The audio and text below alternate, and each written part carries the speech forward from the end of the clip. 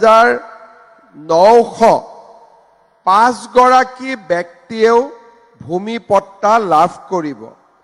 আমাৰ বাবে গৌৰৱৰ বিষয় যে 1,05,000ৰ ভিতৰত 45,000 অকল ধেমাজি জিলাৰ লোকে মাটিৰ পট্টা লাভ কৰিব। আৰু সেই কাৰণে আজি আমাৰ কেন্দ্ৰীয় অনুষ্ঠান আমি ধেমাজিত অনুষ্ঠিত কৰিছো আৰু ধেমাজি চিচিৰ বৰগাঁও আৰু জোনাই সমষ্টিৰ ৰাইজক মই অভিনন্দন জনাইছো। ইয়াৰ উপৰিও সোৱণশিৰি সংৰক্ষিত বনাঞ্চলতো প্ৰায় 532 গৰাকী আৰু জীয়াঢল সংৰক্ষিত বনাঞ্চলতো 6 গৰাকী আমাৰ পৰিয়ালে ভূমি পট্টা লাভ কৰিব।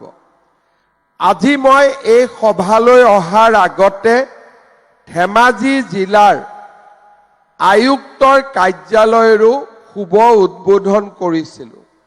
প্ৰায় 50 কোটি টকাৰে নিৰ্মাণ হোৱা এই ধেমাজি জিলা আয়ুক্তৰ কাৰ্যালয়ে ধেমাজিত কৰ্ম সংস্কৃতিৰ এটা নতুন পৰিৱেশ সৃষ্টি কৰিব। অসমত আটাইতকৈ পিছপৰা জিলা আছিল ধেমাজি আৰু আজি ধেমাজি জিলাৰ যি আয়ুক্তৰ কাৰ্যালয় আমি নিৰ্মাণ কৰিছো সেয়া অসমৰ ভিতৰত আটাইতকৈ ধুনীয়া কাৰ্যালয়। অৰ্থাৎ বানে গৰকা ধেমাজিলৈ আজি অভূতপূৰ্ব উন্নয়ন আহিছে। সুন্দৰ ষ্টেডিয়াম আপোনালোকে দেখা পাইছে নিৰ্মাণ হৈ আছে। ধেমাজিত মেডিকেল কলেজ নিৰ্মাণ হ'ল, ধেমাজিত নতুন DC অফিচ আৰু ধেমাজি জিলাৰ প্ৰত্যেকটো সমষ্টিতে উন্নয়নৰ নতুন দিগন্ত। মই ধেমাজিবাসী ৰাইজক আকৌ এবাৰ অভিনন্দন জনাইছো। মই অকণমান সময় বসুন্ধৰা আৰু সৌমিত্ৰ আঁচনিখনৰ বিষয়ে আপোনালোকক দুআষাৰ কথা ক'ব বিচাৰিম। আমাৰ অসমত স্বাধীনতাৰ পিছৰে পৰা ভূমিৰ পট্টা প্ৰদান কৰা যিটো ব্যৱস্থা তাক কোনো চৰকাৰে অগ্ৰাধিকাৰ হিচাপে লোৱা নাছিল। সেই কাৰণে মন্ত্ৰী কেশৱ মহন্ত ডাঙৰীয়াই কোৱাৰ দৰে আমাৰ ভূমিসমূহত কাগজৰ ইমান খেলিমেলি আছিলে যে পাহাৰৰ মাটিকো জলাতক বুলি লিখি দিয়া হৈছিলে। অৰ্থাৎ বহু মানুহে চেষ্টা কৰিও ভূমিৰ পট্টা ল'ব পৰা নাছিলে। একচনীয়া পট্টাৰ কিনা বেচা হৈ থাকে, কিন্তু যেতিয়া কিবা কাৰণত ভূমিৰ কাগজ বিচাৰে আমাৰ পৰিয়ালসমূহে দিব নোৱাৰে। ল'ৰা ছোৱালী ডাঙৰ হয়, পঢ়া শুনাৰ কাৰণে বেংক লোনৰ প্ৰয়োজন হয়, মানুহৰ হাতত ভূমিৰ কাগজ নাথাকে আৰু ভূমিৰ কাগজ নথকাৰ কাৰণে পৰিয়ালৰ ভিতৰতেই কাজিয়া পেচাল লাগে। একেটা মাকৰ দুটা সন্তানৰ মাজত কেতিয়াবা কাজিয়া লাগি পৰিয়ালবোৰ বিচ্ছেদ হৈ যায় আৰু কেতিয়াবা কিছুমান টকা থকা অথচ যাৰ নৈতিক কম আছে তেওঁলোকে মানুহৰ মাটি আদি দখল কৰাৰ কামতো লাগি গৈছিলে। আমি চৰকাৰ গঠন কৰি আৰম্ভ কৰিছিলোঁ মিছন বসুন্ধৰা। অসমত ৭৮,০০০ বৰ্গ স্কোৱাৰ কিলোমিটাৰ মাটি আছে। কোনো এখন চৰকাৰে 5 বছৰত ভূমিৰ সমস্যা সমাধান কৰিব নোৱাৰে, কিন্তু কোনোবাই যদি আৰম্ভ কৰে নিশ্চয় 5 বছৰত নোৱাৰিলেও 10 বছৰত সি শেষ হ'ব পাৰে। সেই কাৰণে আমি ভাবিছিলোঁ যে আমি এটা প্ৰক্ৰিয়া আৰম্ভ কৰোঁ আৰু যদি প্ৰক্ৰিয়াটো আৰম্ভ হয় নিশ্চিতভাৱে এই প্ৰক্ৰিয়াটোৰ সামৰণিও পৰিব। আমি প্ৰথমবাৰ আৰম্ভ কৰিছিলোঁ 2021 চনত মিছন বসুন্ধৰা 1। তাতে আমি কি কৰিছিলোঁ যে কাৰোবাৰ একচনীয়া মাটি মেদি হোৱা নাই, কাৰোবাৰ পট্টাত নাম ভুল কৰি আছে, কৰবাত মাটিৰ শ্ৰেণী বিভাজন হোৱা নাই, কৰবাত ভূমি নথি দেউতাকৰ নামত আছে, সন্তানলৈ ৰূপান্তৰ হোৱা নাই। আমি প্ৰথমবাৰ যেতিয়া মিছন বসুন্ধৰা আৰম্ভ কৰিছিলোঁ 5,82,000 পৰিয়ালৰ বিভিন্ন সৰু সৰু সমস্যাবিলাক আমি সমাধান কৰি দিছিলোঁ।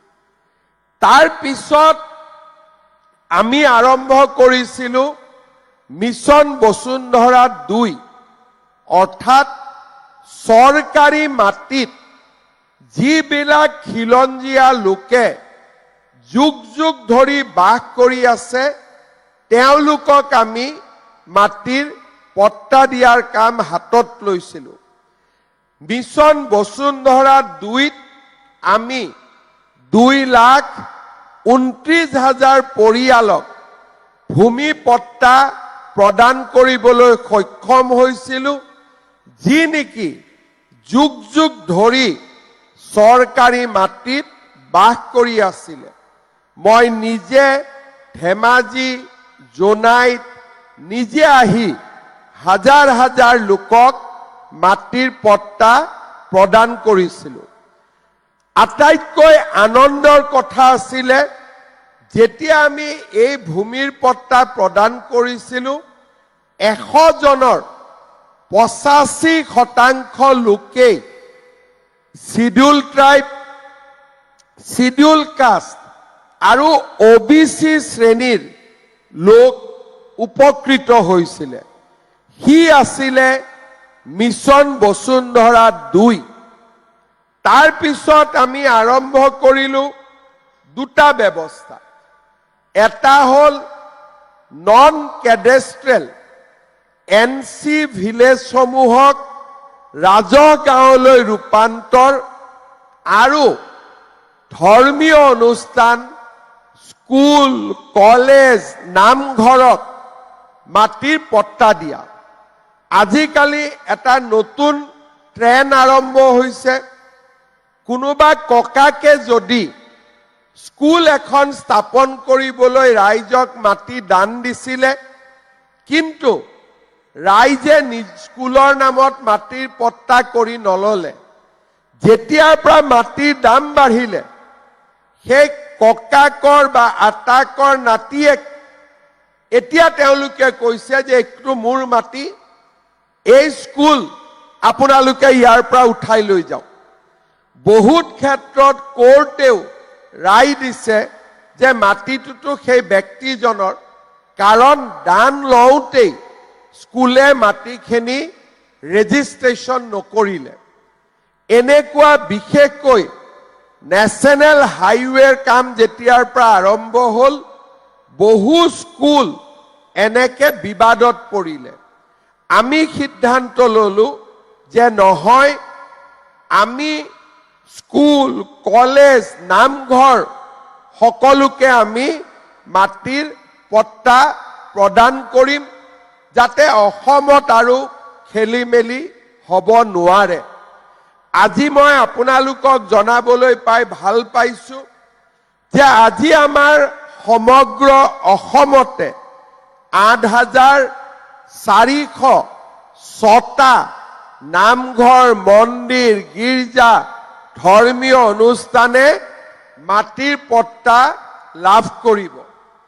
আজি আমাৰ অসমত 2213টা বিভিন্ন ক্লাব মিউজিক স্কুল তেওঁলোকে আজি মাটিৰ পট্টা লাভ কৰিব।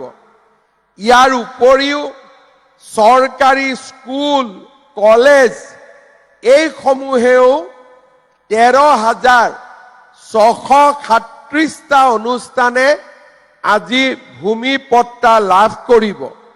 তাৰ উপৰিও এনসি ভিলেজ অৰ্থাৎ নন কেডেষ্ট্ৰেল ভিলেজ আমাৰ অসমত 903খন আছিলে, 769খন গাঁৱক আজি আমি কেডেষ্ট্ৰেল কৰিলো আৰু বৰ্তমান 12খন জিলাত 1,06,372খন আমি আবেদন লাভ কৰিছো। তাৰে ভিতৰত আজি আমি 30,000 পৰিয়ালক মাটিৰ পট্টা দিম আৰু বাকীসমূহ দিয়াৰো প্ৰক্ৰিয়া চলি থাকিব। আমাৰ ধেমাজি জিলাত অসমৰ ভিতৰতে আটাইতকৈ এনসি ভিলেজ বেছি আছিলে আৰু সেই কাৰণেই আজি আটাইতকৈ ধেমাজি আৰু লখিমপুৰ জিলা এই আঁচনিৰ পৰা আটাইতকৈ বেছি উপকৃত হৈছে। আজি আমাৰ মিছন বসুন্ধৰাত প্ৰথম পৰ্যায়ত বিভিন্ন কাৰণত মাটিৰ ভূমি পট্টা নোপোৱা নতুনকৈ পুনৰীক্ষণৰ পিছত আৰু 80,000 পৰিয়ালক আমি মাটিৰ পট্টা দিবৰ বাবে আগবাঢ়ি গৈছো। ইয়াৰ লগতে ৰাজ্যৰ বনভূমিত বাস কৰা খিলঞ্জীয়া লোকসকলকো আজি আমি মাটিৰ পট্টা দিয়াৰ ব্যৱস্থা কৰিছো। এই গোটেইখিনি কথা মই এই কাৰণে আপোনালোকক ক'লো যে মিছন বসুন্ধৰা আৰম্ভ হোৱাৰ পিছত আজিলৈকে আমি অসমৰ 10 লাখ পৰিয়ালৰ ভূমিৰ সকলো অভিযোগ আজি আমি দূৰ কৰিব পাৰিছো। আজি আপোনালোকে চিন্তা কৰক, এজন দুজন নহয়, যোৱা 5 বছৰত 10 লাখ পৰিয়াল আজি ভূমিৰ পৰা উপকৃত হৈছে। ধেমাজি ঢকুৱাখানা আদিত ট্ৰাইবেল বেল্ট এণ্ড ব্লকত আমাৰ আহোম চুতীয়া যিসকলে ভূমিৰ অধিকাৰ পোৱা নাছিল তেওঁলোকক আমি ভূমিৰ অধিকাৰ প্ৰদান কৰিলো। তেওঁলোকে মাটিৰ পট্টা পালে। এনসি ভিলেজত বাস কৰা ৰাইজৰ ড্ৰোন সাৰ্ভেৰ পৰা আৰম্ভ কৰি গোটেইবিলাক কৰি আজি আমি মাটিৰ পট্টা দিব পাৰিলো আৰু ফৰেষ্টত বাস কৰা খিলঞ্জীয়া লোককো আজি আমি মাটিৰ পট্টা দিছো। মই ভাবো মিছন বসুন্ধৰা 4 আৰু 5 এই দুটা যেতিয়া আমি আৰম্ভ কৰিম তেতিয়া শ্ৰেণী পৰিৱৰ্তন, জলাতক মাটিৰ পৰিৱৰ্তন, আমাৰ ফৰেষ্ট ভিলেজত থকা নন ট্ৰাইবেল মানুহৰ মাটিৰ পট্টা আৰু আন যিমান সৰু সুৰা সমস্যা আছে তাকো আমি সমাধান কৰিব পাৰিম। 5 বছৰত আমি 80% সমস্যা সমাধান কৰিলো আৰু এতিয়া অহা দিন কেইটাত বাকি থকা সমস্যাও আমি সমাধান কৰিব পাৰিম। এই মাটিৰ পট্টাৰ আটাইতকৈ গুৰুত্বপূৰ্ণ দিক হৈছে কি, বহুত দুখীয়া মানুহক মাটিৰ পট্টা দিলেও টকাৰ অভাৱত তেওঁলোকে মাটিৰ পট্টা ল'ব নোৱাৰিছিল। আজি আমি কিমান টকাত মাটিৰ পট্টা দিছো? 1 বিঘা মাটিৰ কাৰণে আমি মাত্ৰ 500 টকা প্ৰিমিয়ামতে আজি আমি মাটিৰ পট্টা দিছো। 500 টকাত মাটিৰ পট্টা পালে আজি যেতিয়া পট্টাখন লৈ যাব 500 টকাত কিবা কাৰণত মাটি বিক্ৰী কৰিলে আজি আপোনালোকে লগে লগে 5 লাখ টকা অতি কমেও আপোনালোকে পাব পাৰিব। মই বিক্ৰী কৰিব কাকো নকওঁ, মাত্ৰ উদাহৰণ দিছো। বিক্ৰী কৰিলে মোৰে মনটো বেয়া লাগিব, কিন্তু মাটিৰ মূল্যৰ লগে লগে পৰিয়ালটোৰ মৰ্যাদাও আজি বৃদ্ধি পালে। অলপ আগতে ইয়াত মই বহি থাকোঁতে আমাৰ খোৱাঙৰ MLA চক্ৰ গগৈয়ে মোক মেছেজ দিছে যে ছাৰ NC ভিলেজত চৰকাৰী চাকৰিয়ালে মাটিৰ পট্টা নাপাব নেকি? কিয় নাপাব? চৰকাৰী চাকৰি কৰি থকা পৰিয়ালটোতো মানুহে হয়। যদি খিলঞ্জীয়া মানুহ হয় সকলোতে মাটিৰ পট্টা পাব পাৰে যদি তেওঁলোকে সেই মাটিত ভোগ দখল কৰি আছে। অসমত কোনে মাটিৰ পট্টা পাব নোৱাৰে? অকল মাত্ৰ বাংলাদেশৰ পৰা অহা মুছলমান কেইটাই মাটিৰ পট্টা পাব নোৱাৰে, বাংলাদেশীয়ে মাটি পাব নোৱাৰে, ভাৰতীয় নাগৰিকে মাটিৰ পট্টা পাব পাৰে। এইবোৰ কথা কওঁ কাৰণে মোক দুই এটাই বেয়াও পায়, কিন্তু মোৰ লক্ষ্য হৈছে যে যিমান বাংলাদেশীয়ে অসমৰ মাটি দখল কৰি আছে এটা এটাকৈ খেদিব লাগিব, লাগিলে বাংলাদেশ পাৰ কৰাই দিব লাগিব। যোৱা 5 বছৰত আমি কিমান মাটি মুক্ত কৰিলো? 1.5 লাখ বিঘা। কিমান মাটি মুক্ত কৰিলো ভাবিব এবাৰ। 1 বিঘা 1 বিঘা নহয়, বাংলাদেশীৰ পৰা আমি কিমান মুক্ত কৰিলো? 1.5 লাখ বিঘা। অহাবাৰ কিমান মুক্ত কৰিম? 5 লাখ বিঘা। এইটো হল মোৰ টাৰ্গেট।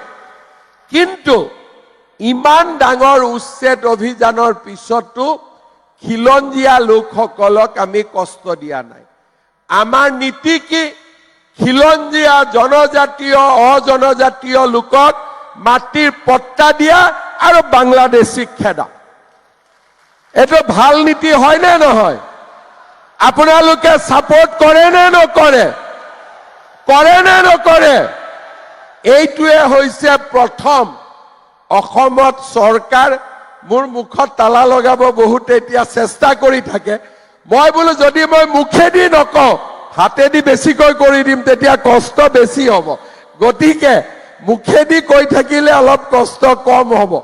এতিয়া এটাই কথা যে বাংলাদেশীক আমি অসমৰ মাটি ল'ব নিদিওঁ আৰু খিলঞ্জীয়া আমাৰ লোকক আমি মাটিৰ পট্টা দি আছো আৰু দি থাকিম।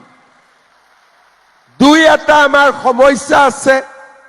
ফৰেষ্টত জনজাতীয় লোকক মাটিৰ পট্টা দিবৰ বাবে চীন হৈছে 2005। অজনজাতীয় লোকক মাটিৰ পট্টা দিব লাগে 3 জেনেৰেশ্যন থাকিলে। কিন্তু 3 জেনেৰেশ্যন আগত অসমত কাগজ ক'ত আছিলে? তেতিয়া ইলেক্ট্ৰিচিটি বিলো নাছিলে, একো নাছিলে।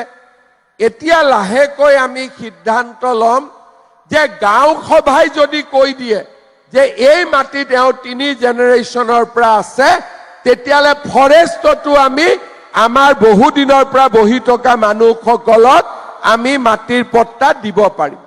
আমি চিন্তা কৰি থাকো যে কেনেকে কাক সহায় কৰিব পাৰো। প্ৰথম সহজ জনজাতীয় লোকক দিয়া আজি আমি প্ৰায় চেষ্টা কৰিছো। এতিয়া আমি আন লোকসকলৰ বাবেও আমি ব্যৱস্থা হাতত ল'ম। আমাৰ কেইদিনমান আগতে মই আমাৰ অফিচাৰসকলক কৈছো যে 5 বছৰত আমি 10 লাখ লোকৰ মাটিৰ সমস্যা সমাধান কৰিলো আৰু 2 লাখ 3 লাখ মানুহ পৰিয়ালৰ মাটিৰ সমস্যা আছে।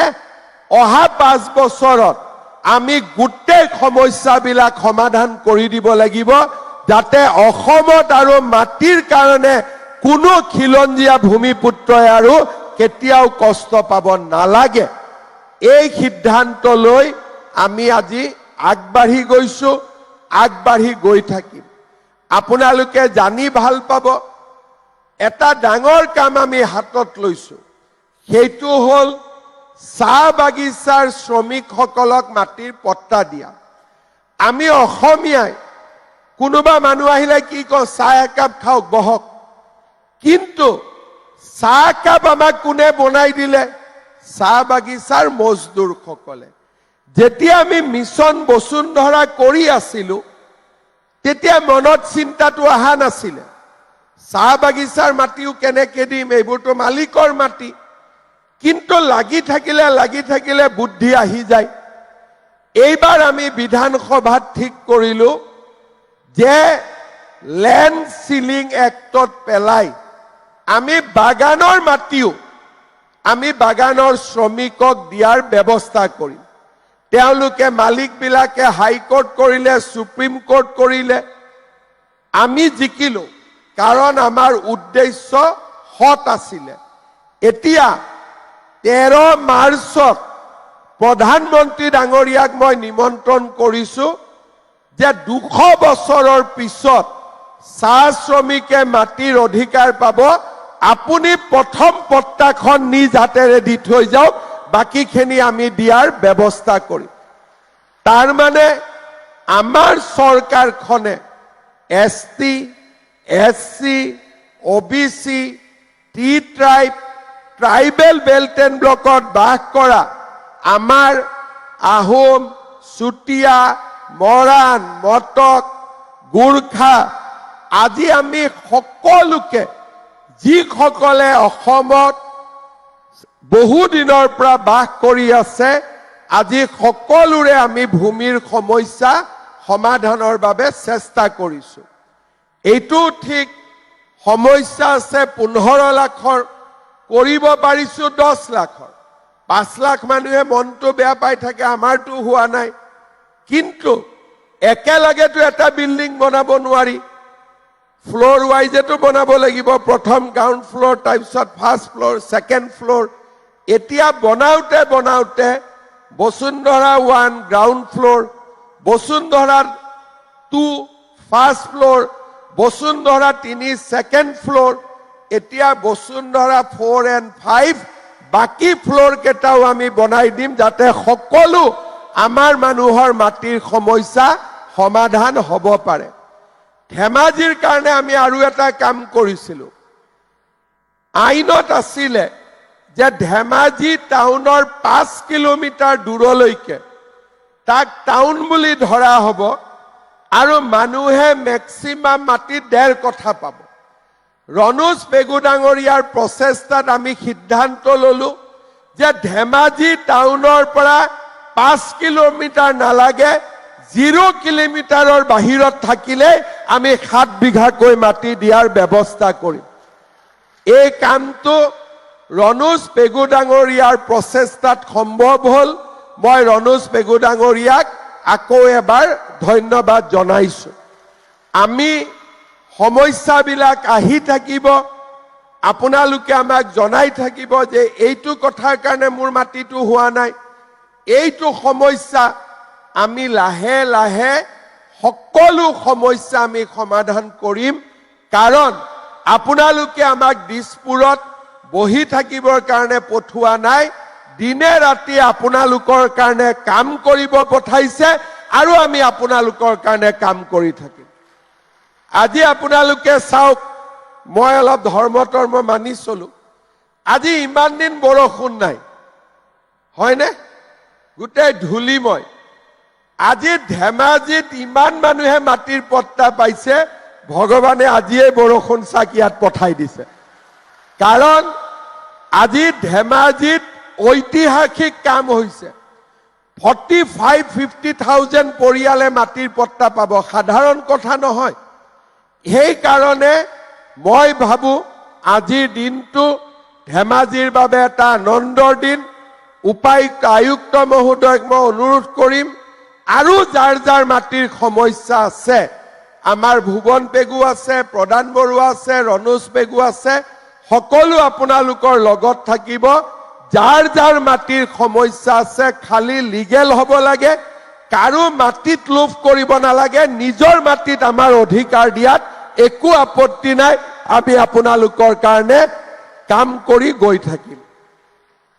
এই যে NC ভিলেজ কেডেষ্ট্ৰেল আমি কৰিলো, এই আঁচনিখনৰ নাম হ'ল সৌমিত্ৰ ড্ৰোন লগোৱা সাৰ্ভে কৰোৱা জিআই টেগিং কৰোৱা এইখন হল মোদী ডাঙৰীয়াৰ আঁচনি এই যে নন কেড্ৰেষ্ট্ৰেল এনকে ভিলেজক আমি কেড্ৰেষ্ট্ৰেল কৰিলো অসম চৰকাৰে নিজে ইমান টকা খৰচ কৰিব নোৱাৰিলেহেঁতেন এই কামখিনি কৰাৰ বাবে প্ৰধানমন্ত্ৰী ডাঙৰীয়াই আমাক পুঁজি দিছিলে ধেমাজি ৰাইজ আটাইতকৈ বেছি উপকৃত হৈছে মই প্ৰধানমন্ত্ৰী ডাঙৰীয়াৰ কাৰণেও এটা হাত চাপৰি মাৰিবলৈ ৰাইজক অনুৰোধ জনাম শ্ৰদ্ধাৰ ৰাইজ আজি মই ইয়াৰ পৰা শদিয়াৰ অমৰপুৰলৈ যাম বহুত ভিতৰুৱা গাঁও তাতো আজি আমি ৫,০০০ পৰিয়ালক মাটিৰ পট্টা দিমগৈ যোনে আজিলৈকে কেতিয়াও মাটিৰ পট্টা দেখা পোৱা নাছিলে এইবিলাক হল আমাৰ অসমৰ প্ৰগতি আৰু বিকাশৰ প্ৰতিচ্ছবি মই পুনৰবাৰ আপোনালোকক ধন্যবাদ জনাইছো গোটেই অসমতে উপস্থিত থকা আমাৰ মন্ত্ৰী বিধায়কসকলকো মই ধন্যবাদ জনাইছো আৰু উপস্থিত ৰাইজ বিশেষকৈ ধৰ্মীয় অনুষ্ঠান পৰা অহা সত্ৰাধিকাৰ প্ৰভু সন্ত সাধুসকলক মই প্ৰণাম জনাইছো শিক্ষানুষ্ঠানৰ ভূমিপট্টা ল'বলৈ অহা শিক্ষাগুৰু অধ্যাপক অধ্যাপিকাসকলক মোৰ নমস্কাৰ জনাইছো আৰু যিসকল ৰাইজে আজি ভূমিপট্টা লাভ কৰিব সকলোকে অভিনন্দন জনাই মই মোৰ বক্তব্য সামৰণি মাৰিছো কিন্তু এটা শব্দ আপোনালোকে নিশ্চয় মনত লৈ যাব লাগিব মিছন বসুন্ধৰা 1 and 2 মন্ত্ৰী যোগেন মহান বসুন্ধৰা 3 মন্ত্ৰী কেশৱ মহন্তৰ নেতৃত্বৰ বাবে আমি ইমান ডাঙৰ আঁচনি ৰূপায়ণ কৰিব পাৰিলো 10 লাখ পৰিয়ালক মাটিৰ অধিকাৰ দিলো তেওঁলোকৰ কাৰণে এটা ডাঙৰ হাত চাপৰি বজাবলৈ মই অনুৰোধ কৰিম দ্বিতীয়তে আমি মন্ত্ৰীবিলাকেতো ক্ৰেডিট লওঁ কিন্তু কাম কোনে কৰে আমাৰ বিষয়া কৰ্মচাৰীসকলে সেই কাৰণে মিছন বসুন্ধৰাৰ লগত জড়িত সকলো বিষয়া কৰ্মচাৰীৰ বাবে এটা ডাঙৰ হাত চাপৰি মাৰিবলৈ মই আপোনালোকক অনুৰোধ কৰিম বহুত বহুত ধন্যবাদ জয় হিন্দ বন্দে মাতৰম মোৰ লগত একেলগে ক'ব ভাৰত মাতা কি বন্দে বন্দে বহুত বহুত ধন্যবাদ ধন্যবাদ এবাৰ 10 গৰাকী হিতাধিকাৰীক মাননীয় মুখ্যমন্ত্ৰী